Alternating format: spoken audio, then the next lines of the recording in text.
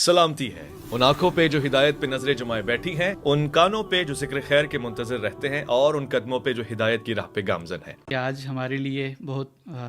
خوشی کا دن ہے، کیونکہ آخر کار آج ہمارے انجینئر محمد علی مرزا صاحب لگ بھگ 100 دن کے بعد رہا ہو چکے ہیں۔ اور ہمارے لیے 2025 میں ایک خبر تو یہ آئی تھی کہ اسرائیل فلسطین کی سیز فائر ہو چکی ہے، اور میرے خیال سے اس کے بعد جو سب سے بڑی خبر جو ہمارے لیے اہمیت کی حامل ہے وہ یہی ہے کہ انجینئر صاحب جو ہیں وہ واپس آ چکے ہیں۔ اور بہت سے علماء کرام نے، بالخصوص آپ نے، غامدی صاحب نے بہت سے بڑے بڑے پلیٹ فارمز پر ان کے حق میں آواز بلند کی، اور آپ نے تو ماشاءاللہ بیہائنڈ دا سین بھی بہت اہم کردار ادا کیا ہے، اور آخر کار آج ہمیں اس کیس میں فائنلی کامیابی نصیب ہوئی ہے۔ میں چاہوں گا کہ سب سے پہلے آپ انجینئر صاحب کی رہائی کے اوپر اپنے تاثرات بیان کریں، اور ساتھ میں پلیز یہ بھی انجینئر صاحب کو بھی پیغام دیں، کیونکہ یقیناً ایک بہت بڑا لمبا عرصہ انہوں نے جیل میں گزارا ہے، تو بشری تقاضے کی وجہ سے ہو سکتا ہے کہ وہ تھوڑے مایوس بھی ہوں، لیکن آج جو ہم نے ان کی ویڈیو دیکھی، میں نے بھی آپ کے ساتھ ان کی ویڈیو شیئر کی، اگرچہ کہ جسمانی اعتبار سے تھوڑی کمزوری ان کو تھی، لیکن آواز سن کر ایسا محسوس ہوا کہ شاید وہ اندر سے فل انرجی کے ساتھ باہر آئیں۔ تو میں جاننا چاہتا ہوں کہ آپ کے انجینئر صاحب کی رہائی پر تاثرات کیا ہیں، اور ان کو آپ اس موقع پر کیا پیغام دینا چاہیں گے؟ جی جناب، بہت شکریہ۔ میرا کم و بیش کوئی 6-7 سال پہلے جب انجینئر صاحب سے تعارف ہوا تھا،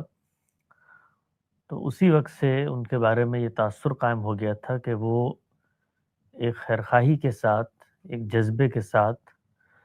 اور ایک والہانہ لگن کے ساتھ دین کی خدمت کا جذبہ اپنے اندر رکھتے ہیں۔ پہلے دن سے ہی میرا ان کے بارے میں بہت مثبت تاثر ہے، ان سے بڑی محبت کا تعلق ہے، اور مجھے موقع میں ملا براہ راست ان سے گفتگو کرنے کا، مکالمہ کرنے کا، اور جیسے جیسے وقت گزرا ان کے بارے میں یہ جو میرے احساسات ہیں یہ بڑھتے ہی رہے، ان میں کمی کسی پیمانے پر نہیں ہوئی۔ تاہم میں نے یہ دیکھا کہ وقت گزرنے کے ساتھ ساتھ لوگوں کا جو ان کے ساتھ رویہ ہے وہ بتدریج ایک طرح کے مناظرانہ اور مخاصمانہ طرز عمل میں ڈھلتا چلا گیا۔ یہ بڑی بدقسمتی ہے کسی بھی دین کے عالم کے لیے کہ جب وہ کوئی بھی خیرخواہی کا کام کرنا چاہتا ہے تو لوگ اس کی اس خیرخواہی کو والہانہ طور پر قبول کریں، اس کو ایک مقام دیں، اس کی عزت و تکریم کریں، اور جو کچھ خیر کے پہلو اس سے اجاگر ہو رہے ہیں ان کو قبول کریں، اور جن چیزوں میں اختلاف ہے ان کو شائستگی سے رد کر دیں۔ بدقسمتی سے ہمارے ہاں یہ مزاج پیدا نہیں ہو سکا، اور اس کا ایک نتیجہ یہ نکلا کہ بڑے پیمانے پر پاکستان میں ان کے خلاف مختلف مسالک کے علماء سرگرم ہو گئے، اور انہوں نے ان پر فتوے دینا شروع کیے، ان کی ذات پر حملہ آور ہوئے، ان کی علمی قابلیت کو زیر بحث لے کر آئے۔ یہ ساری سچویشن دین کے ایک دائی کے لیے، خیرخواہی کے ساتھ اٹھنے والے ایک شخص کے لیے کوئی بہت آئیڈیل سچویشن نہیں تھی۔ مجھے لگتا ہے کہ گزشتہ اس پورے عرصے میں ان کی اس پوری دعوت، ان کی فکر، ان کی تحریک، میں تو کہوں گا کہ جدید معاشرے کے اندر جس طریقے سے انہوں نے ایک کردار ادا کیا ہے، وہ کردار ماضی کے اندر اگر آپ جائیں تو اس کے لیے آپ کو اشرے چاہیے کہ آپ اتنی بلند سطح پر آواز لوگوں تک پہنچا سکیں۔ تو جدید ذرائع ابلاغ کے انقلاب کے بعد ایک پرجوش شخص جو دین پر خیرخواہی کے ساتھ گفتگو کرنا چاہتا ہے، جب وہ اٹھ کے اتنی بڑی تعداد میں لوگوں کو متوجہ کرتا ہے، متاثر کرتا ہے، تو اس کا ایک نتیجہ ہے جو مرتب ہونا چاہیے۔ سوسائٹی میں بہتری آنی چاہیے، سوسائٹی کو پروگریس کرنا چاہیے، اور جن چیزوں کے بارے میں وہ توجہ دلا رہا ہے اس کا شعور لوگوں کے اندر اجاگر ہونا چاہیے۔ لیکن اس پورے پس منظر میں میرا خیال ہے کہ جہاں پر ہمارے علماء نے ایک بہت منفی کردار ادا کیا، وہیں پر ابھی وقت آ گیا ہے کہ خود خیرخواہی کا جذبہ لے کر اٹھنے والے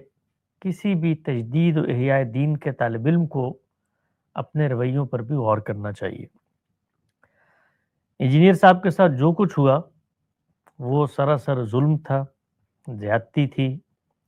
جس طریقے سے ان کو جیل میں ڈالا گیا، جس قانون کا سہارا لیا گیا، اور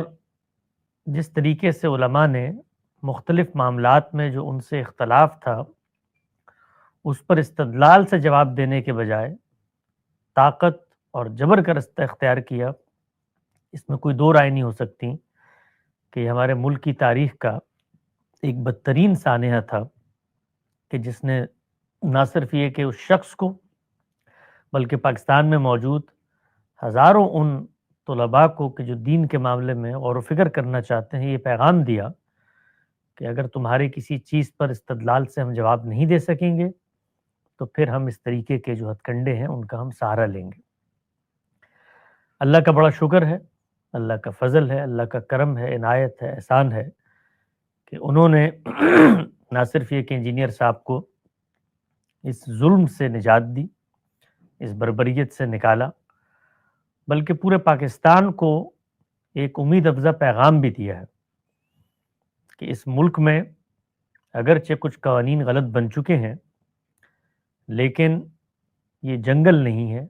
یہاں پر ابھی بھی آرزو سلامت ہے، حوصلہ سلامت ہے، امید باقی ہے۔ اگر ہم لوگ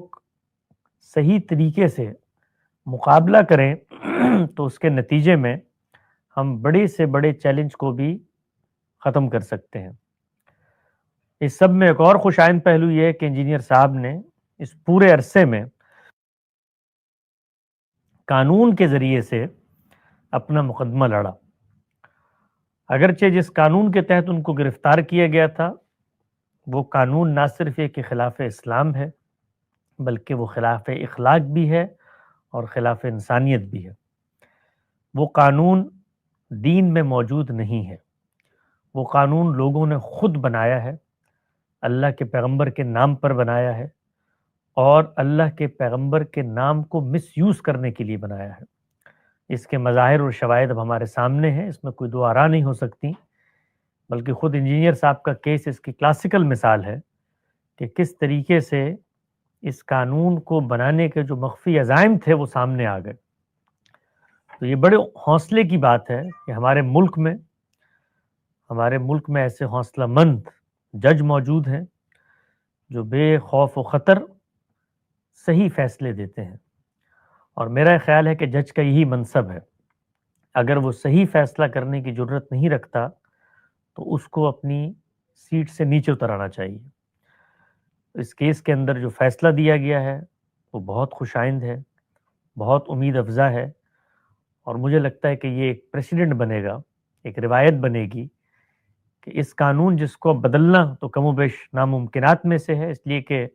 ہمارے ملک میں قوانین بدلنے کا جو کام سر انجام دیتے ہیں وہ یہاں کے طاقتور حلقے ہیں، اور طاقتور حلقوں نے چونکہ اپنی طاقت کو قائم رکھنا ہوتا ہے اس لیے وہ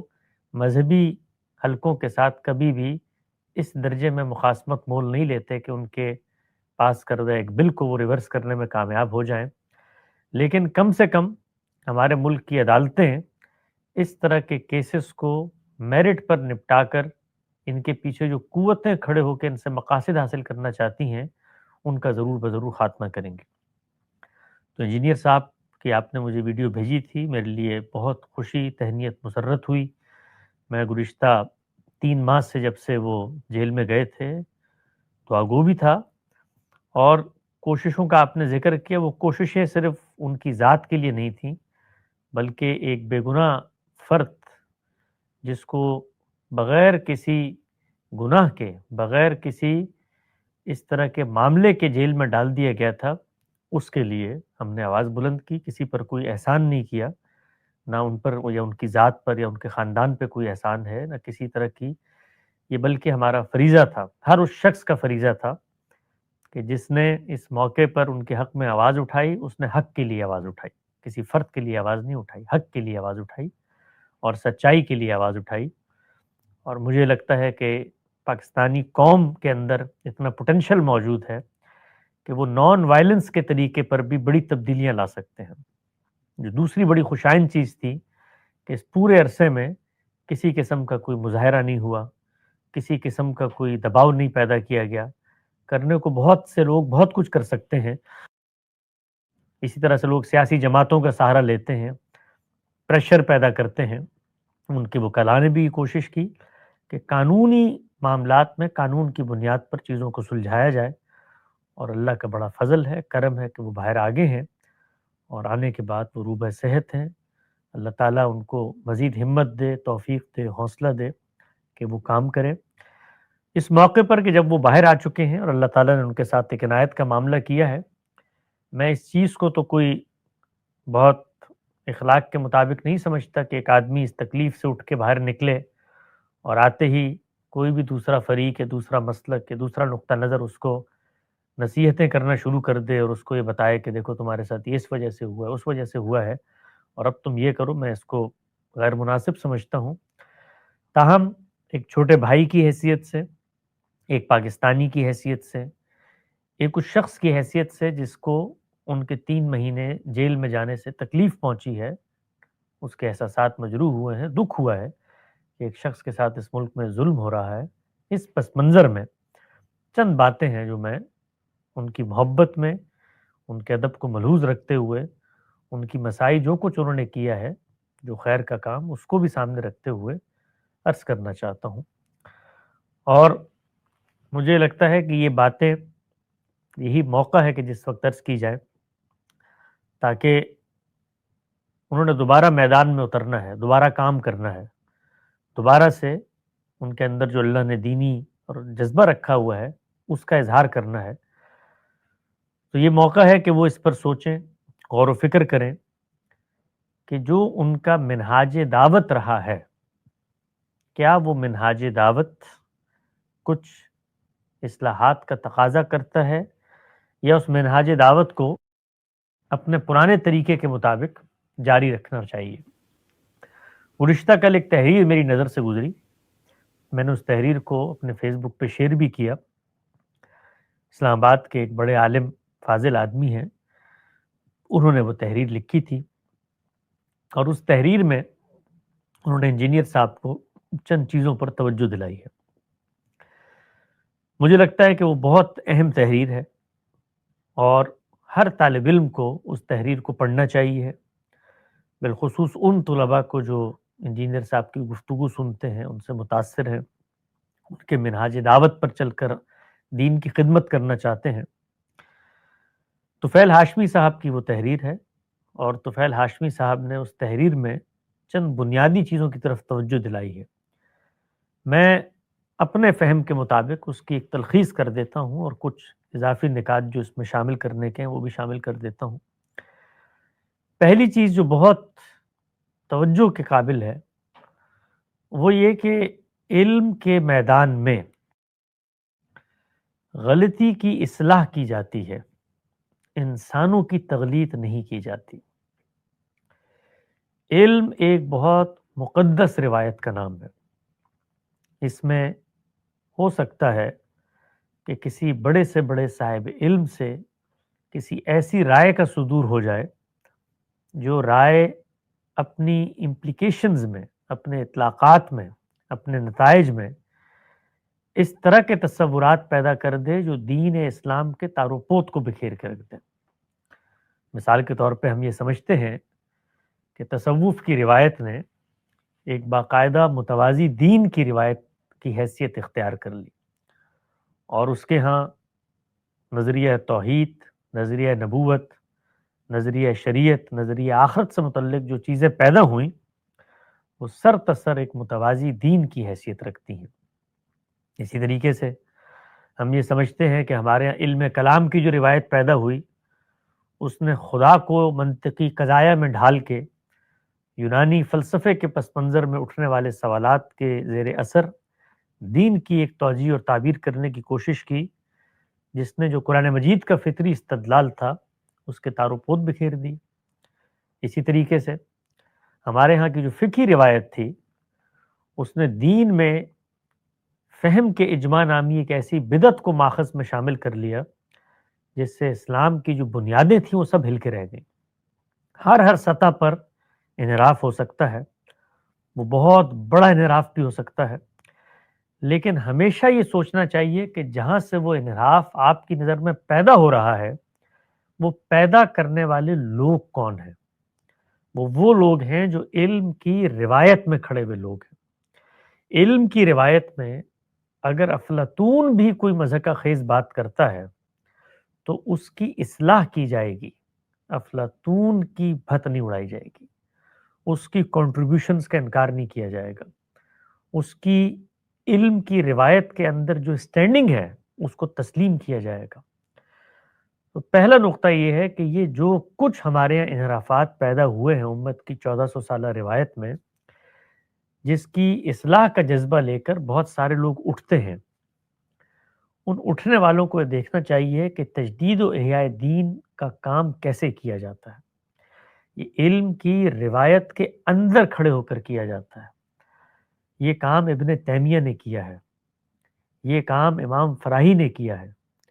یہ کام شاہ ولی اللہ نے کیا ہے، یہ کام شاطبی نے کیا ہے، یہ کام اور بے پناہ لوگ ہیں جنہوں نے کیا ہے۔ ہم کبھی جائیں اور ان کو دیکھیں تو یہ اندازہ ہوگا کہ وہ ہر سطح پر دین کے معاملوں میں جو انحرافات در آئے ہیں ان کی تصحیح کر رہے ہیں اور باقاعدہ ایک پیرلل کاؤنٹر فریم ورک پیش کر رہے ہیں،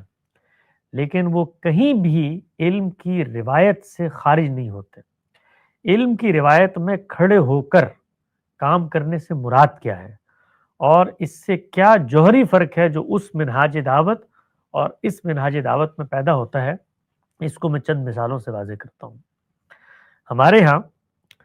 تصوف کا ایک پورا سلسلہ پیدا ہوا، اس سلسلے کے اندر ایک فریم ورک بنا، اس فریم ورک نے ایک تصور شیخ پیدا کیا، اس تصور شیخ کے ساتھ انسانوں کو جوڑنے کے لیے کچھ اوضاع اور کچھ مظاہر پیدا کیے گئے۔ ان اوضاع اور ان مظاہر کے کچھ حاصلات ہیں جو ان کی کتابوں میں بھی آگے ہیں۔ ان حاصلات کو ہم پڑھتے ہیں اور پڑھنے کے فوراً بعد ہمیں وہ محسوس ہوتا ہے کہ دین اور شریعت کی جو واضح ترین ہدایات ہیں وہ ان سے سر منہ انحراف ہے۔ اب دو طریقے ہیں، اگر آپ علم کی روایت میں کھڑے ہوئے ہیں تو آپ کبھی بھی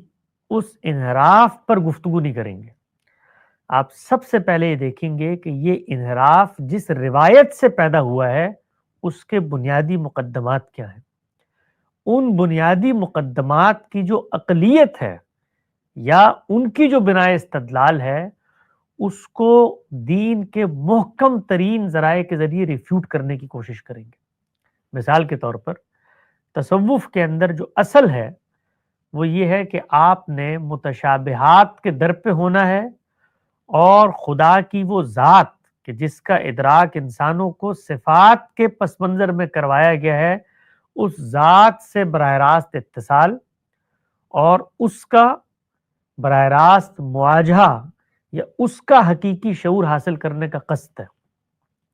اگر یہ بنیادی مقدمہ علم کے ذرائع کو استعمال کر کے علم کی روایت میں ریفیوٹ ہو جاتا ہے تو پھر اس مقدمے کو مان کر جو نتائج نکلے ہیں وہ غیر اہم ہو جاتے ہیں۔ یہ بالکل ایسے ہی ہے کہ اگر ہم اس مقدمے کو مان لیں جو کہ ہمارے صوفیاء کرام نے مانا ہے تو پھر لازماً جو اوضاع اور جو نتائج انہوں نے برآمد کی وہ ہمیں بھی برآمد کرنے پڑیں گے۔ میں آپ کو اس کی ایک اور مثال دیتا ہوں۔ ہمارے ہاں بہت لوگ مذاق اڑاتے ہیں، بعض روایات سے ایسے نتائج برآمد کیے جاتے ہیں کہ جن کے بارے میں کہتے ہیں کہ دیکھو ان کا پیغمبر تو اس طریقے کے معاملات کرتا ہے۔ آپ مستشرقین کا لٹریچر اٹھائیں، آپ ملحدین کا لٹریچر اٹھائیں تو وہ بہت سارے مسلمانوں کی وہ آراء جو روایت پر بیس کرتی ہیں۔ مثال کے طور پہ ایک نمایاں مثال لے لیتے ہیں، بھئی لوگ بیان کرتے ہیں، ہمارے ہاں ایک پورا رجحان ہے کہ رسالت مآب صلی اللہ علیہ وسلم نے بعض بیماریوں میں اونٹ کا پیشاب استعمال کرنے اور پینے تک کی ترغیب دی۔ اب کوئی ملحد اس کو اٹھائے اور اٹھا کر پیغمبر صلی اللہ علیہ وسلم کی ذات والا صفات پر تان و تشنی شروع کر دے یا یہ کہنا شروع کر دے کہ بھئی یہ ایسا پیغمبر تھا کہ جس نے آ کر اپنی امت کو ان کاموں پہ لگا دیا، تو وہاں پر بھی ہم اس کو کیا دعوت دیں گے؟ ہم اس کو یہ دعوت دیں گے کہ آپ علم کی روایت میں کھڑے ہوں اور علم کی روایت میں ہم پہ تنقید کریں۔ تو علم کی روایت یہ ہے کہ پیغمبر سے منسوب جو اقوال ہیں اس کی ذمہ داری اولاً پیغمبر پر نہیں ہے، لوگوں نے اس کو نقل کیا ہے۔ دوسری چیز، پیغمبر سے منسوب جو اقوال ہیں ان کو ان کے اندر اتر کر وہاں جا کر دیکھنا پڑے گا کہ کیا وہ یہ بات کر رہے ہیں یا نہیں کر رہے۔ اگر وہاں وہ یہ بات نہیں کر رہے تو پھر آپ میرے پیغمبر کو متون نہیں ٹھہرا سکتے۔ تو پھر ہم ان کو یہ بتائیں گے کہ جن لوگوں پر آپ تنقید کر رہے ہیں ان لوگوں نے اس چیز کو بطور منہاج اپنا لیا ہے کہ پیغمبر کی نسبت سے جو بات بھی لوگ بیان کریں گے وہ وہی غیر مطلوب ہے، اور اس کو سمجھنے کے لیے علم، عقل، سیاق، قرائن، مسلمات ان کی کوئی حیثیت نہیں ہے۔ ہم ظاہر سے جو معنی نکل رہا ہوگا اس کو اخذ کر لیں گے۔ تو ہم ان کو یہی بتائیں گے کہ یہ ان کا غلط منہاج ہے جس کے نتیجے میں یہ اس نتیجے پہ پہنچے ہیں کہ اونٹ کا پیشاب بھی پینا چاہیے۔ لہٰذا اگر آپ علم کی جگہ پر کھڑے ہوتے ہیں تو پھر ان کے اس منہاج کے نتائج کو سامنے رکھ کر آپ اس پر تنقید نہیں کر سکتے۔ تو جو پہلا نقطہ سمجھنے کا ہے وہ یہ کہ علم کی روایت ایک مزاج پیدا کرتی ہے۔ آپ یہ دیکھیے کہ جو شخص بھی علم کی روایت سے باہر نکل کر تجدید اور اصلاح کا کام کرتا ہے وہ لازماً ایک فرقہ بن جاتا ہے۔ اس کی سب سے بڑی اور نمایاں مثال خوارج کی ہے۔ یعنی ان کا اگر آپ بنیادی مقدمہ دیکھیں تو وہ تو اس پہ کھڑا ہوا ہے کہ ہم صرف اللہ کا حکم مانیں گے۔ یعنی اگر آپ سب چیزوں سے الگ کر کے خالی اس نعرے کو دیکھیں تو اس سے زیادہ جاذبیت رکھنے والا نعرہ، اس سے زیادہ فیسینیٹنگ نعرہ امت کی 1400 سالہ علمی تاریخ میں کسی اور دینی گروہ یا تحریک یا جماعت نے اختیار نہیں کیا۔ ان الحکم الا للہ، کہ صرف حکم جو ہے وہ اللہ کا ہوگا، اللہ کے علاوہ کسی کا حکم ہم نہیں مانیں گے۔ لیکن وہ اللہ کا حکم ایک پیغمبر لے کر آیا ہے، پیغمبر کو ماننے والوں کی ایک جماعت ہے، پیغمبر نے اس جماعت کو عملی طور پہ کچھ چیزیں منتقل کی ہیں، اس سے دین کی عملی روایت کا اجرا ہوا ہے۔ وہ سب کی سب چیزوں کو آپ نظر انداز کریں اور روایت سے باہر کھڑے ہو کے تجدید اور اصلاح کا کام کریں تو لازماً آپ ایک فرقے کی صورت میں ظہور پذیر ہوں گے۔ اور جس طریقے سے سلفی روایت کا منتہائے کمال خارجیت پہ نکلا ہے، کیونکہ وہ بھی روایت کے اندر کھڑے ہو کر روایت سے تمسک پیدا کر کے علم کے مسائل کو علم کے مسائل کی حقیقت مان کر جن لوگوں نے غور و فکر کیا ہے ان کی ان مسائل کو تسلیم کر کے ان ٹولز اور ان اوزار کے ذریعے جس سے یہ روایت پیدا ہوئی ہے، اصول کا علم، زبان و بیان کا علم، اس سے قطع نظر ہو کے براہ راست روایات کو ماخذ بنا لیتے ہیں تو وہاں پر بھی یہ انحراف پیدا ہوتا ہے۔ تو خلاصہ کلام یہ ہے کہ بہت بڑی پیمانے پر تجدید اور اصلاح کی ضرورت ہے ہمارے علم کو، اس سے کوئی اختلاف نہیں کرتا۔ بہت بڑے پیمانے پر امت میں جو روایت پیدا ہوئی ہے اس کے اندر جو انحرافات ہوئے ہیں وہ بڑے پیمانے پر ہیں، اور یہ بھی نہیں ہوا کہ آج ہی کوئی شخص اٹھے گا جو ان کی طرف متوجہ ہوگا۔ ہمیشہ اللہ تعالیٰ نے ایسے لوگوں کو پیدا کیا ہے جو ان کی طرف متوجہ ہوتے رہے ہیں، انہوں نے غور و فکر کیا ہے۔ تصوف آپ دیکھیے، یعنی تصوف پر جس درجے کا نقد امام ابن تیمیہ نے کیا ہے، ان کے شاگرد ابن قیم نے کیا ہے، انہوں نے جو رسائل لکھے ہیں اس کے تار و پود بکھیر دی ہیں، لیکن کہیں پر بھی وہ یہ نہیں ہوا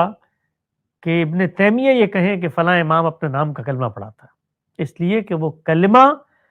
اصل میں ان اوضاع، ان مظاہر کا اظہار ہے جس کو اصول میں اپنا لیا گیا۔ تو گفتگو اصول میں ہوگی اور روایت کے اندر کھڑے ہو کر ہوگی اور احترام کے جذبے کے ساتھ ہوگی، اور یہ جذبہ پھر یہ بتائے گا کہ یہ جتنے لوگ ہیں ان کو غلطی لگی ہے، یہ ایولسٹک مائنڈ سیٹ سے آ کر نہیں بیٹھے تھے، انہوں نے جان بوجھ کر دین میں انحراف پیدا نہیں کیا، وہ چاہے شیخ عبد القادر جیلانی ہو، وہ ابن عربی ہوں، یا اور جتنے بڑے صوفیاء ہوں یا علماء ہوں، یہ سب کے سب دین کے خیرخواہ مصلحین علماء تھے، اور انہوں نے اپنے زاویہ نظر سے جس چیز کو درست سمجھا اس کو بیان کر دیا۔ روایت کے اندر کھڑے ہو کر جب آپ اصلاح نہیں کرتے تو یہ بات یاد رکھیں کہ جو لوگ ان لوگوں کو بطور روایت اپنا چکے ہیں ان کے لیے اس میں کوئی توجہ کا سامان نہیں ہوتا۔ وہ یہ سمجھتے ہیں کہ جس طریقے سے ہمارے بڑوں کو یہ کہہ کر مخاطب کیا جاتا ہے کہ بھائی یہ تو ان لوگوں نے اس طرح کا کام کیا اور یہ دین کے غدار ہیں اور یہ سب چیزیں، تو پھر اس کا مطلب یہ ہے کہ ہمارے ان بزرگوں سے کوئی ذاتی اناد اور مخاصمت ہے، علم کا مسئلہ نہیں ہے۔ تو علم کا مسئلہ ایک سنجیدگی چاہتا ہے، ایک متانت چاہتا ہے، ایک تسلسل چاہتا ہے، اور ان تمام حضرات کو وہ مقام دینے کا تقاضا علم کرتا ہے کہ جس سے علم کی غلطی کی اصلاح کی جائے۔ دیکھیے آپ کہ مغربی جو مفکرین تھے ان کے ہاں بھی علم کی اتنی بڑی بڑی اغلاط موجود تھیں کہ اگر میں اس کی فہرست آپ کو یہاں بیان کرنا شروع کروں تو آپ ششدر و حیران رہ جائیں گے کہ یہ مغرب جو آج پازیٹیوزم اور یہ ریشنل سائنٹیفک میتھڈ اور استدلال اور دلیل اور اس قدر حقیقت پسند ہو گیا کہ خدا کو بھی ماننے سے انکاری ہے کہ جب تک نظر نہیں آئے گا، اس کی روایت کے اندر کیسے کیسے مزے کا خیز نظریات موجود تھے، لیکن وہ جن لوگوں نے دیے ان لوگوں کی کنٹریبیوشن کو مان کر ان کی اغلاط کی تصحیح کی گئی تو علوم کا ایک نیا دروازہ کھل گیا۔ تو یہی کام آپ دیکھیے کہ صحت کے بڑے مجددین نے کیا ہے، امام فراہی نے کیا ہے۔ امام حمید الدین فراہی اس گزشتہ صدی میں پوری امت کی جو علمی تاریخ نے روایت پیدا کی ہے اس روایت کے سب سے بڑے مجدد تھے۔ انہوں نے ہر پہلو سے اس روایت میں تجدید و احیاء کا کام کیا ہے۔ قرآن مجید کیا ہے، اس کی حیثیت کیا ہے، اس کو سمجھنا کیسے ہے، زبان و بیان کیا چیز ہوتی ہے، فقہ کے علم کی کیا حیثیت ہے، حدیث کے علم کی کیا حیثیت ہے، قرآن کو مان کر اس کی اس حیثیت کو مان کر کہ وہ میزان فرقان حکم مہیمن حرف آخر قول فیصل ہے، کیا تقاضے ہے کہ وہ قطعی الدلالہ بنے گا، اس کی ایک قرات ہوگی، اس کی روشنی میں روایت اور آثار و اجماع کو دیکھا جائے گا۔ ان سب معاملات میں تجدید و اصلاح کا کام کیا اور وہ محکم بنیاد فراہم کی ہے جس کے ذریعے سے یہ تمام جو نظریات اور خرافات پیدا ہوئی ہیں ان سب کا قلعہ قمع ہو جاتا ہے۔ لیکن کیا ہم نے دیکھا کہ لوگوں نے فراہی کے ساتھ وہ معاملہ کیا ہو جو آج کل ہمارے ان نئے لوگوں کے ساتھ کرتے؟ کبھی نہیں کیا۔ وہ اس سب کو ماننے کے باوجود کہ فراہی نے ایک دنیا پیدا کر دی ہے، وہ یہ کہنے پر مجبور ہیں کہ فراہی علم کا مجدد ہے، فراہی اس دور کا ابن تیمیہ ہے۔ فراہی نے جو کام کیا ہے اس کی اتنی محکم بنیادیں ہیں کہ اس کام کو ہلایا نہیں جا سکتا، اس کی بنیاد علم پر رکھی گئی ہے۔ تو میں یہ عرض کرتا ہوں جو طفیل ہاشمی صاحب نے بھی بات کی کہ ہمارے انجینئر صاحب باہر تشریف لائے ہیں، اللہ تعالیٰ ان کی حفاظت کرے، ان کا سایہ قائم و دائم رکھے، ان کے بچوں پر، اس ملت کے بچوں پر۔ ان کو اللہ نے بڑا جذبہ دیا ہے۔ جو پہلا کام سوچنے سمجھنے کا ہے وہ اپنے منہاج دعوت کی ریویژن کا ہے، اور اللہ تعالیٰ کی جو مصلحتیں ہوتی ہیں، اللہ تعالیٰ کا جو کام ہوتا ہے وہ اللہ ہی بہتر جانتا ہے۔ یہ عین ممکن ہے کہ جو کچھ زیادتی علماء نے، مولویوں نے ان کے ساتھ کی اس کا وبال تو وہ بھگتیں گے، لیکن اللہ تعالیٰ نے ان کو ایک مہلت دے دی کہ وہ یکسوئی کے ساتھ، کیونکہ انسان جب اپنی عملی زندگی میں کھڑا ہوتا ہے تو اس کو خود اپنے افکار پر براہ راست غور و فکر کا اس طرح موقع نہیں ملتا، تو وہ اس تخلیے کے اندر اپنے منہاج دعوت پر بھی غور و فکر کریں اور یہ دیکھیں کہ جو طریقہ کار اللہ کے دین کی نشر و اشاعت اور ترویج کے لیے اختیار کیا گیا ہے وہ درست ہے یا اس میں کچھ اصلاحات ہونی چاہیے۔ مجھے لگتا ہے کہ وہ اصلاحات کا تقاضا کرتا ہے۔ اگر آپ دور رس کام کرنا چاہتے ہیں اور اگر آپ دیانتداری سے اصلاح کرنا چاہتے ہیں تو علم کی روایت کے اندر آ کے کھڑے ہوں۔ جس طریقے سے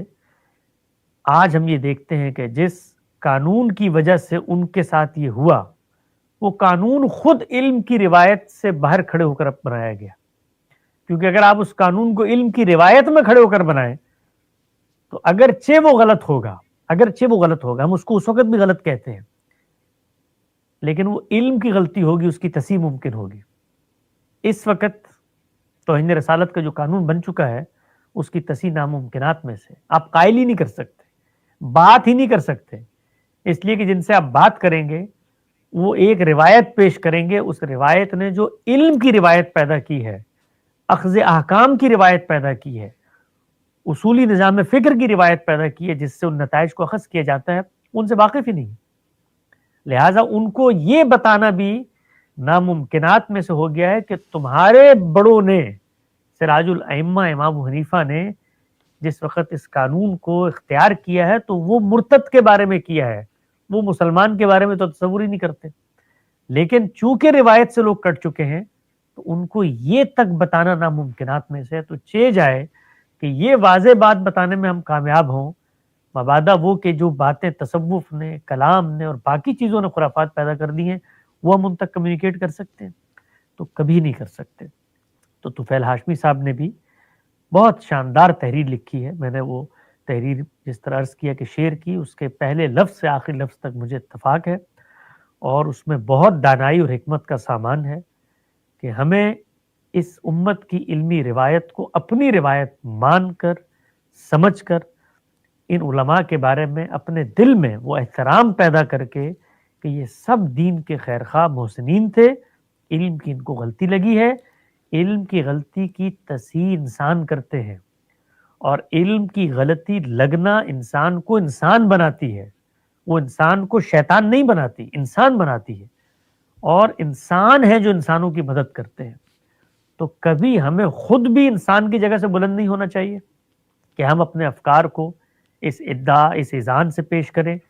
کہ شاید لوگوں کو یہ گمان ہو کہ یہ جو کہہ رہا ہے وہی ٹھیک ہے. یعنی اس عاجزی کے ساتھ کہ بھئی میں نے قرآن و سنت پر یہ جو چیزیں میرے سامنے آئی ہیں اور فکر کر کے یہ سمجھا ہے کہ یہ جو پچھلے حضرات تھے انہوں نے یہ جو نقطہ نظر اختیار کیا، اس نقطہ نظر پر میں یہ تنقید کرتا ہوں.